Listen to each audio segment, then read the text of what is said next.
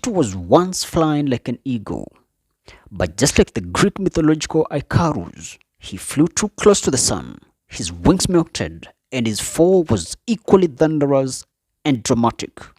A man who was once the flame is now the ash. He drank his own poison, and his destruction was inevitable. Let's look into the political life of this man and the woes that ultimately landed him in the zebra's cage. Ferdinand Waititu, commonly known as Baba Yao, is a Kenyan politician who served as the governor of Kiambu County from 2017 until his impeachment in 2020. His political journey has been marred by numerous controversies, culminating in his recent imprisonment on corruption charges. Background and political career. Waititu began his political career as a member of parliament for Embakasi constituency and later Kabete constituency. In 2017, he contested and won the gubernatorial seat for Kiambu County, defeating the incumbent William Kabogo. His tenure as a governor, however, was fraught with allegations of corruption and mismanagement, impeachment, and legal troubles.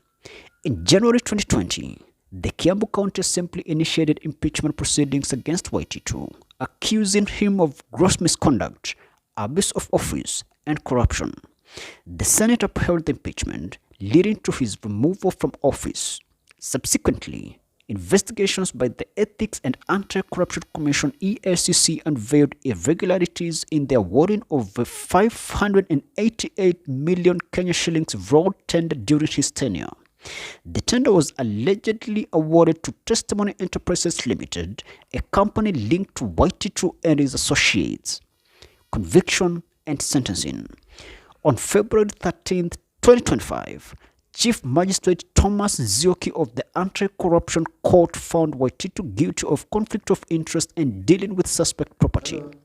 Specifically, he was convicted for illegally receiving 25,600,500 Kenya shillings from Testimony Enterprises Limited through his company, Psychiatry Estate Developers Limited.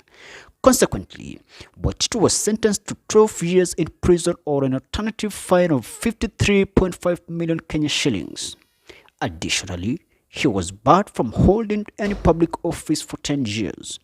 His wife, Susan Wangari, was also found guilty of receiving 7,214,000 Kenya shillings from the same contractor, knowing the funds were proceeds of corrupt conduct.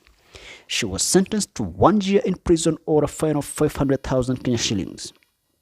Incarceration and appeal efforts. Following the sentencing, Waititu was incarcerated at the Industrial Area Prison in Nairobi. He has since filed an appeal against both his conviction and sentence, seeking bail pending the appeal's determination.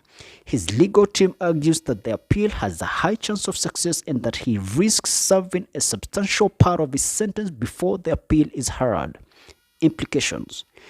Waititu's conviction underscores Kenya's ongoing efforts to combat corruption, especially among high-ranking public officials.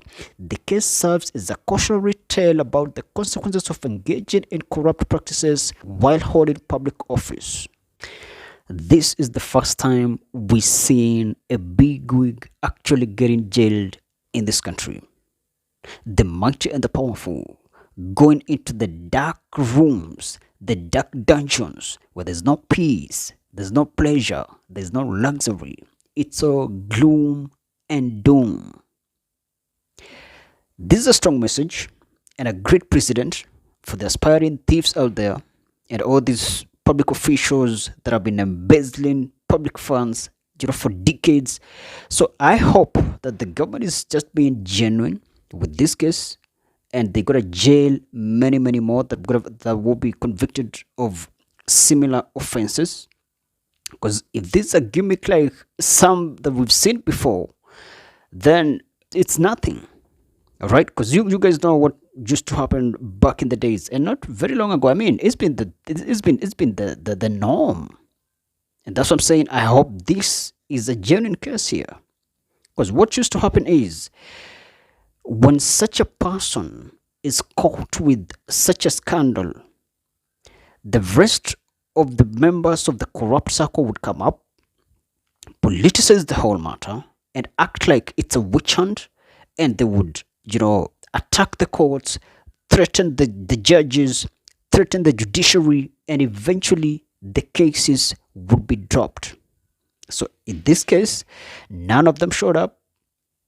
So I'm just hoping that this guy was not just desperate and was not just left alone to languish in jail just because he doesn't have a team. I hope this is a genuine case of the government doing justice to the people that are getting robbed day and night by these corrupt officials. Because if it's a gimmick, you know, where they just doing some sort of virtue signaling where they act like they're genuine, they act like they are morally correct, but in the real sense they are not genuine. It's a bogus, public stand. So I hope that's not the case, but whatever it is, this guy should just do his time in jail. You shall reap what you sow where you saw it.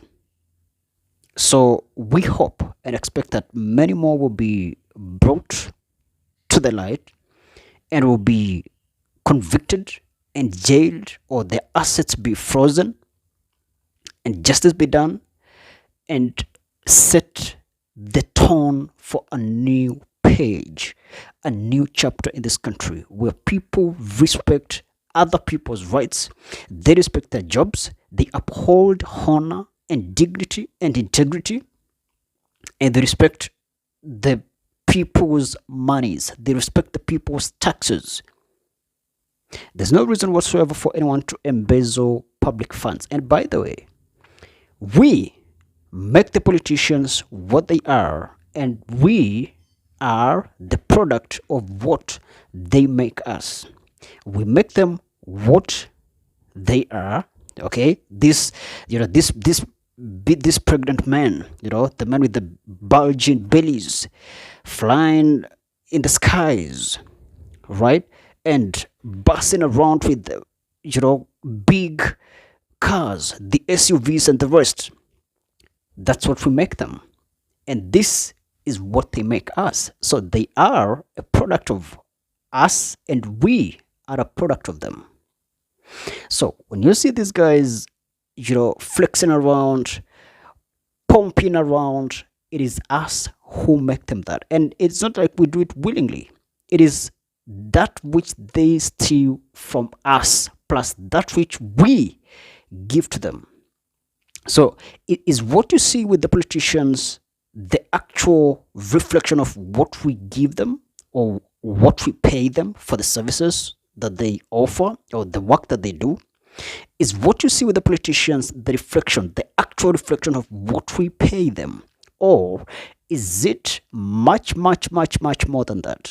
And are we a product of what we should actually be, or are we a product of justice and real service delivery, or real service being given by the politicians as they should be doing? Or are we much, much less than that? Are we much, much far less and lower than what we should be? Okay, because that's what it is. The politicians are a product of what we give them and what they take from us. We are a product of what they give us as the services that they should be offering to us. So if we are malnourished, it is them who are malnourishing us. If we are sick, it is them who are making us sick.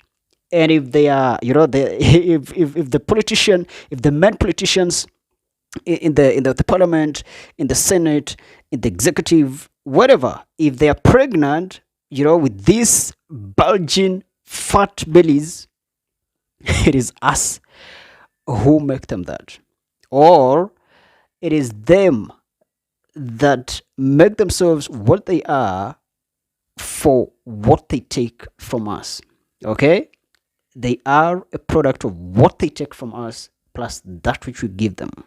So when you see them with this surplus, this ridiculous wealth, you should ask yourselves, Is that what we give them, or is that what they basically been stealing from us? And you see, John Mbadi, the CS for the Treasury, he came out and reiterated what the ex-president of this country said, the one Uhuru Kenyatta. He said that some of these public officials been stealing 2 billion per day, 2 billion Kenya shillings every day. And this guy is coming out and is saying the same thing. He's saying if the public officials, if the government officials stopped stealing by 50%, would actually clear our external debt, which is around 5 trillion Kenya shillings. If the government officials stopped stealing the amounts of funds that they steal from the exchequer or by misappropriation and embezzlement, would clear 5 trillion Kenya shillings of debt in a year, right? So these guys are basically confessing that yes, indeed, there's monumental embezzlement.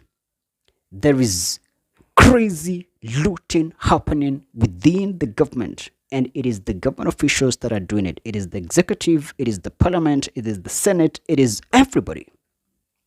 So thing is, all said and done, let Waititu do his time in jail, though we know that that's actually not justice, because at the end of the day, the services that should have been delivered, they will still not be delivered.